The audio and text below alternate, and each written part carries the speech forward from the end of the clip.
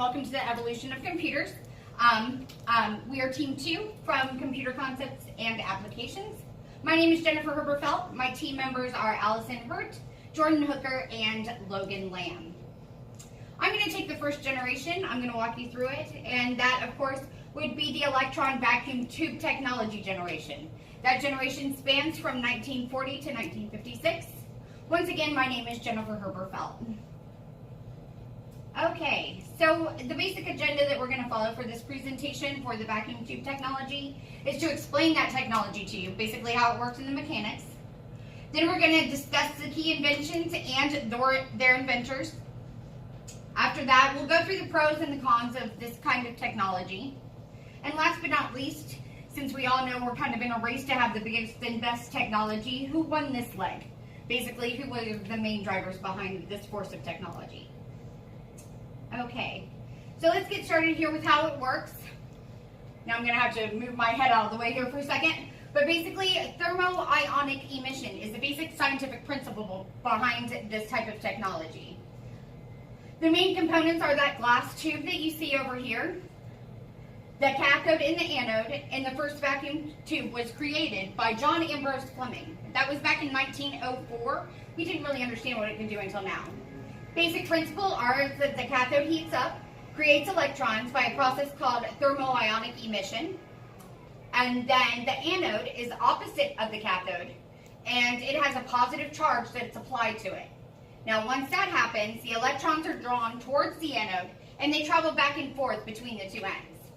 When you take the air out of that glass tube, it creates the vacuum, and the electrons then move quicker, and it creates that kind of circuitry current. Now the key inventions, I'm going to kind of go over the first debate about which was the first computer. We have these two bad boys in competition right now. This one is the Anasoff Berry computer that was created in 1942. That was created by Anasoff and Berry at the Iowa State University. Basically, the reason why there's a debate is because this one, although it was able to solve large computations, was not programmable. So therefore, it wasn't Turing complete. Some people think that that is a requirement in order to be denoted the first computer. So that's why they vote for this one, which is the ENIAC. It was used to break codes in World War II by the military, to break the Nazi codes, and it was Turing complete. Now what that term means is that it basically had its own programmable computer code. So it could solve its own equations, and you could program it to do so. And it was digital. So therefore it was the first digital programmable Turing complete computer, so that's why some of them say that this one was the first one, which was created just a year after this one by John Malky. Okay, let's go into some of the pros and cons of this type of technology. With vacuum tube technology, the pros were basically that it wasn't hard to recreate, very basic scientific principle and design. The materials were cheap and easy to come by. Also, you could do the calculations within milliseconds. It was a very, very fast computation. And it made the electronic digital computers of today a reality. Without those, we wouldn't have had those. The user could also make the repairs on their own because it was a very simple principle, very simple materials, like I said, and you could recreate it.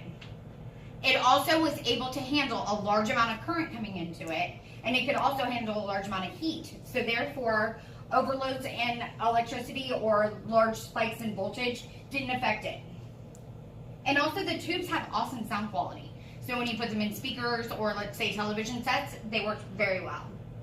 Now the cons, on the other hand, these bad boys were huge, enormous, sometimes taking up entire warehouses or definitely entire rooms. And they made the containing space in which they were located very, very, very hot. So it was hard to work in those type of conditions because you had to withstand all of that heat. And also they ate up energy like crazy. So therefore, they sometimes the grids in which the cities in which they were held couldn't handle that much electric current, and therefore they would shut down the entire city by using all that. And of course, they need a lot of voltage, like we said, and so they're dangerously high in voltage. So you could very easily electrocute yourself, especially because those people back then didn't really know how to work with electricity. And also, money, money, money. They broke a lot. There was a lot of repairs. They were also made of glass tubes, so they were very easily broken. And not only that, there was sometimes glass shards flying around. People didn't like working in those type of conditions. So that one was kind of hard. So based on all of this, for this era, I would now like to go to who won the race for technology. And the US of A. Yep, we're going to have to take the gold medal in this one, guys. Basically, 52.8% of the devices that were built during this time period were made by us. And that is basically in part to these two MVPs we got right here. IBM made most of those computers back in the day. They were very instrumental in creating this kind of technology. And World War II drove a lot of this technology as well. We wanted to get ahead in that wartime. The Nazis were very technologically advanced for their time, so we wanted to try and keep up with them. So that's what drove a lot of this technology. So I would have to say that, yeah, we took the cake on this one. Now, while you view my works cited, I just want to thank you for taking the time to listen to my presentation. And don't worry, I will see you again at the end when I go through the 5th generation of artificial intelligence.